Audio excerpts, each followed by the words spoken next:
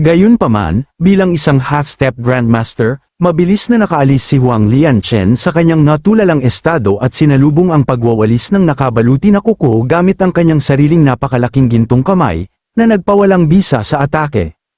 Ngunit hindi niya maintindihan kung bakit ang bilis ng atake ay hindi bumaba pagkatapos itong lumaki ng husto. Kung mayroon man, ito ay tumaas sa isang antas na nagpabahala sa kanya, lalo na sa isang butas na maaaring pagsamantalahan. Dahil sa sandaling nalantad ang gayong butas, tiyak si Huang Lianchen na ang kanyang katawan ay hindi makakayanan ng isang atake at mapapatay sa isang iglap. Ngunit yun mismo ang nangyari makalipas ang isang segundo nang maglunsad si Hihi ng isang napakalaking suntok ng diretso kay Huang Lianchen. Gayunpaman, napansin ng matandang eunuch na ang suntok ay walang teknik, purong lakas lamang, at hindi niya napigil ang magtaka kung ito ay isang pagpapanggap lamang. Ngunit nang magsagawa si Hihi ng isa pang gintong kamay upang sabayan ito ng harapan at humawak, muling lumitaw ang kanyang naunang pagmamataas. Hindi hanggang sa ang gintong kamay ay tuluyang naduraj na parang confetti bago nakaramdam ng pagkabahala si Huang Lianchen. Siya ay tinangay sa pagkabigla, at ilang sandali bago siya nakatatag.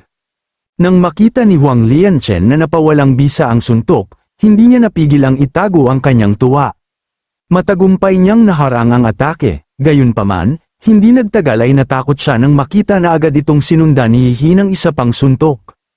At ang sobrang lakas sa likod nito ay mas nakakatakot pa kaysa sa nauna. Muling natulala, si Huang Liangchen ay nakatitig lamang habang ang malaking kamao ng nakabaluti na kuko ay perpektong tumama sa kanyang matatandang buto. Isang malakas na bitak ang narinig habang umubo si Huang Liangchen ng dugo.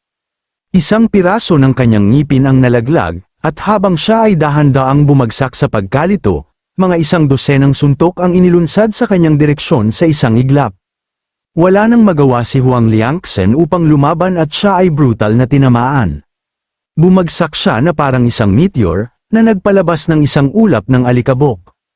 At nang kumalma ang alikabok, siya ay nakikitang nakahiga sa isang bunganga, dumudugo mula sa lahat ng butas ng kanyang katawan. Ang kanyang dating walang pinad na balat ay tila nawala, na nag-iwan sa isang lubhang matandang lalaki na halos hindi na humahawak sa buhay.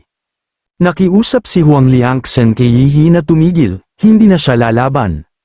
Mayroon pa siyang nais na talakayin sa kanya, ngunit sa kasamaang palad, hindi siya nakikinig dahil wala siyang gustong marinig mula sa isang matandang weasel na tulad niya. Tinitigan ni Huang Liangchen ang napakalaking kamao sa itaas niya at alam niyang tapos na. Ngunit siya ay ayaw sumuko, ibinalagbag niya ang kanyang kamao ng walang pagsisisi, permanenteng binura si Huang Liangchen mula sa pag-iral. Ang kanyang buong katawan ay naging giniling na karne, na nag-iwan lamang ng isang ulo. Ngunit seryoso, paano kayang tiisin ang katawan na ito na panlabas na maganda ngunit panloob na bulok ang gayong malakas at mabangis na suntok? Ang anino ng dragon ay nilamon ang payat na katawan ni Huang Liangchen, kinagat at dinurog ang lahat ng 10 ng kanyang protektibong mahiwagang artifact, sa huli ay naging dahilan upang ang kamao ni Hihi ay direktang tumama sa dibdib ni Huang Liangchen.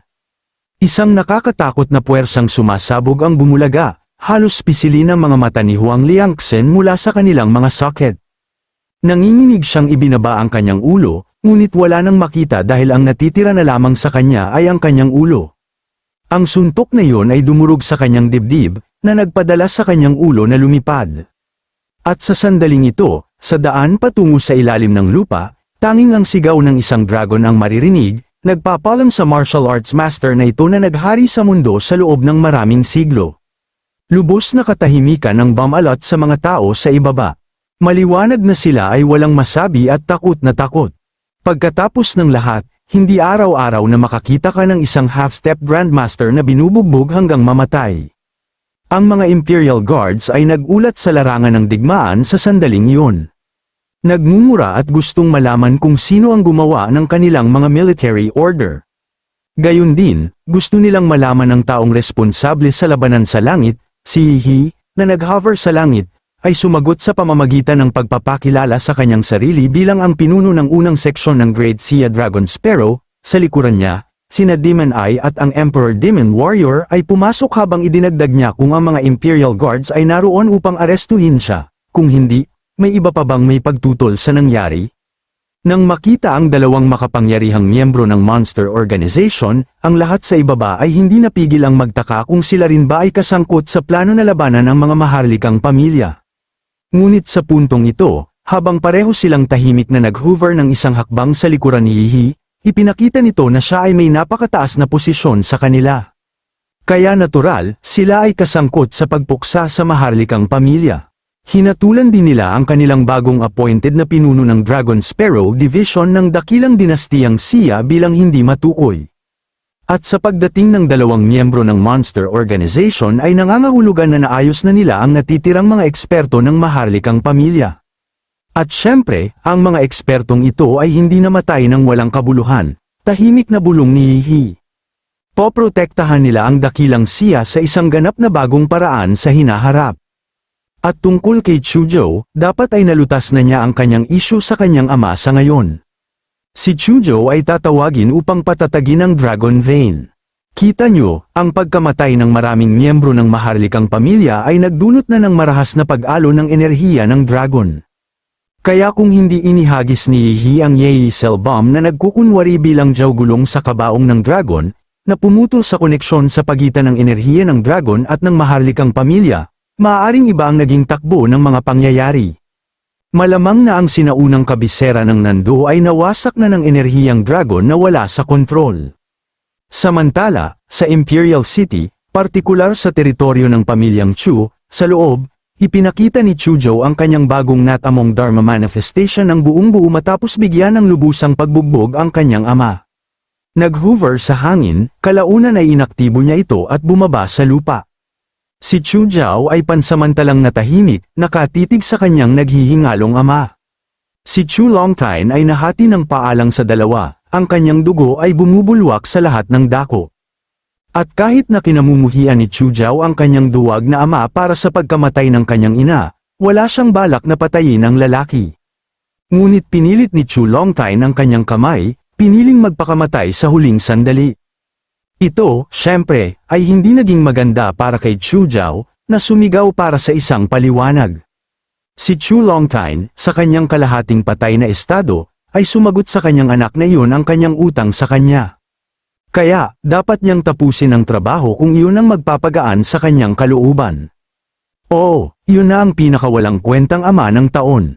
Umubo ng dugo, idinagdag pa niya na pagod na siyang mabuhay. Marahil ay dapat siyang namatay kasama ng kanyang ina sa gabing iyon ng ulan mahigit 1 dekada na ang nakalilipas. Gayunpaman, tunay niyang pinagsisisihan ang kanyang mga ginawa sa kanyang anak. Siya ay isang masamang tao, sa kabila ng pagkakaroon ng pamilya, umibig siya sa kanyang ina. At bilang isang ama, nabigo siyang tuparin ang alinman sa kanyang mga responsibilidad. Mula sa pagkabata hanggang sa pagtanda, ang bilang ng beses na nakilala pa niya si Chuzhou ay mabibilang sa isang kamay. Gayunpaman, masaya siyang mamatay sa kamay ni Chuzhou.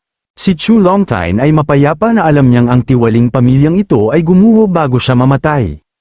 At bilang ang walang kwentang ama ng taon, mayroon siyang isang huling kapaki-pakinabang na payo para kay Chuzhou tungkol sa pagsunod sa makapangyarihang figurang iyon na nagngangalang Hihi. Siya ay nasa tamang landas, kaya dapat niyang pahalagahan ito. At umaasa rin siyang maging masaya siya, kaya, sa gayon, ang itaas na kalahati ng katawan ni Chu Longtine ay gumuho sa kanyang sariling dugo, na nag-iwan kay Chuzhou na lubhang emosyonal at malungkot. Ngunit si Hihi ay lumitaw sa sandaling iyon nang wala saan, na panandali ang nagulat kay Chuzhou habang siya ay naglalakad lampas sa kanya. Lumapit siya sa bangkay ni Chu Longtine at buong tiwala na idineklara na ang matanda ay hindi humingi ng kanyang pahintulot upang mamatay. At dahil ang lahat ng mga eksperto sa kanyang maharlikang pamilya ay pipiliti na magtrabaho ng husto at sumailalim sa labor reform para sa dakilang Sia sa hinaharap, siya ay walang pinagkaiba. Telekinetic alay niyang hinawakan ang itaas na kalahati ni Chu Longtine habang dala ni Chuzhou ang ibabang kalahati.